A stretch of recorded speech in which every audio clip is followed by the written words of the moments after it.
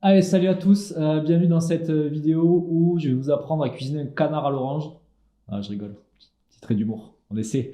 Cette vidéo est une vidéo un peu témoignage de ce que j'aurais dit au Loïc d'il y a 5 ans quand j'ai essayé de monter, enfin quand on a essayé, Geoffrey et moi, de monter l'agence avec des conseils qu'on aurait dû appliquer dès le début et ça nous aurait fait gagner beaucoup de temps. Donc je vous les donne, c'est gratos. Je sais qu'il y a une communauté d'étudiants qui me suit sur LinkedIn. Salut les étudiants. Voilà, cette vidéo, vous me posez souvent des questions là-dessus, ça peut intéresser aussi du monde autour. Donc, je fais une vidéo sur comment concurrencer Unit facilement. Ok, prenez-moi le marché. Bon, vous n'y arriverez pas, mais essayez.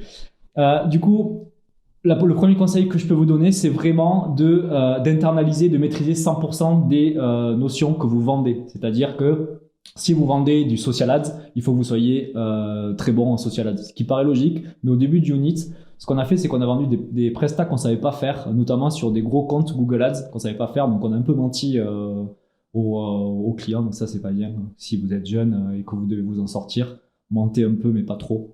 On a un peu menti au début et du coup, je me suis retrouvé un peu coincé avec quelqu'un qu'on faisait bosser en free, qui était hyper compétente, qui était trop bien, qui m'a appris beaucoup de choses. Mais du coup, ben, le moment où cette personne a augmenté ses tarifs, mais moi, je faisais plus de marge parce que j'étais obligé de passer par elle. Donc ça, c'est la première erreur qu'on a commise, qui n'est pas une grosse erreur, mais faites attention à vendre ce que vous savez faire et ensuite de le déléguer. Déléguer ce que vous savez faire. Par contre, allez pas forcément chercher des compétences ailleurs que vous maîtrisez pas. Pourquoi? Parce que ça va un jour ou l'autre vous retomber dessus. Deuxième point, essayez de créer une marque forte dès le début. Vous voyez, on fait des petites vidéos là chez Unit. On a mis grosso modo 5 ans à se dire il faut qu'on fasse des vidéos parce que peut-être que les gens sont intéressés par ce qu'on fait. Essayez de le faire au début. Il y a beaucoup de marques qui se construisent là-dessus avec du storytelling dès le début en disant ben voilà ce qu'on fait dans la vie, etc. On est jeune, on est beau, on est fort. Essayez de le faire si vous en avez l'occasion et si vous le sentez. Pourquoi? Parce que ça vous fera gagner du temps. Moi, sur les 4-5 premières années d'Unit, on est allé chercher des clients à l'ancienne, quoi, avec la mallette, en faisant du porte-à-porte, etc. Et c'est un peu fatigant. Donc ça, c'est un conseil que je vous donne, de faire une marque qu'on appelle Build in Public, construit en public, pour les moins bilingues d'entre nous. Donc voilà, je vous dis ça parce qu'on a couru quand même pas mal après les leads. Une partie qui me tient à cœur et qui saoule tout le monde, sauf moi, c'est vraiment une maîtrise assez forte de la partie comptabilité de l'entreprise. Pourquoi? Parce que quand on est jeune ou quand on est même un peu plus vieux, ce qu'on va chercher à faire, c'est du chiffre d'affaires. Or, le chiffre d'affaires, c'est pas votre marge, c'est pas l'argent qui vous reste dans la poche à la fin de l'année. Et ça, faites très attention là-dessus. Ne vendez pas des prestats où vous ne margez pas.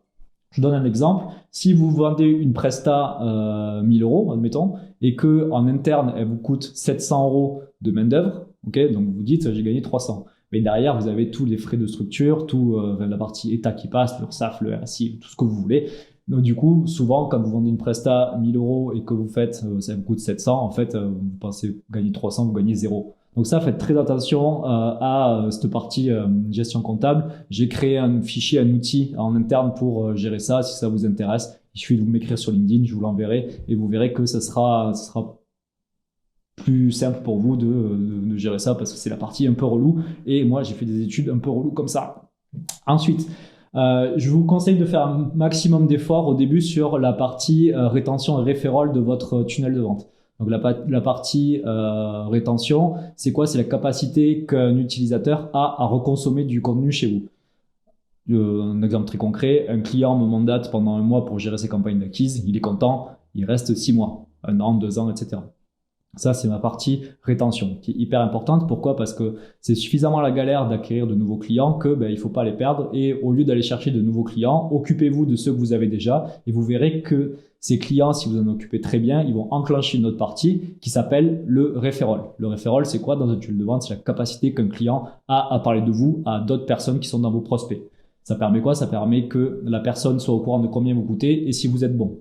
En gros, vous avez un ambassadeur, votre client, qui a converti pour vous un autre futur client à vous. Donc ça, trop bien parce que on est dans des cercles vertueux. Par contre, si vous vous occupez pas bien des clients, du coup, on va dire du mal de vous et vous n'aurez pas d'autres clients. Donc ça, faites-y attention. Cette partie référent et rétention, on prend soin des clients, on les chouchoute.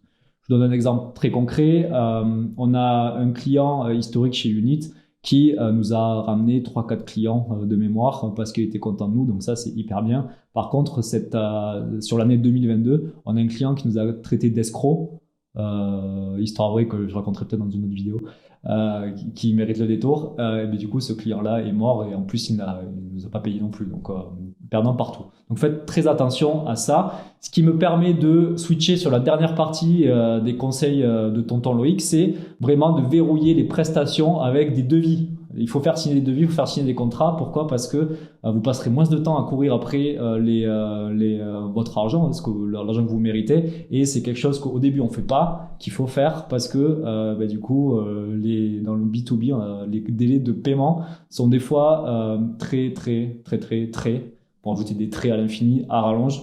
Du coup, faites gaffe à ça parce que votre trésorerie, c'est le nerf de la guerre. Donc voilà, si vous voulez me concurrencer, faites ça.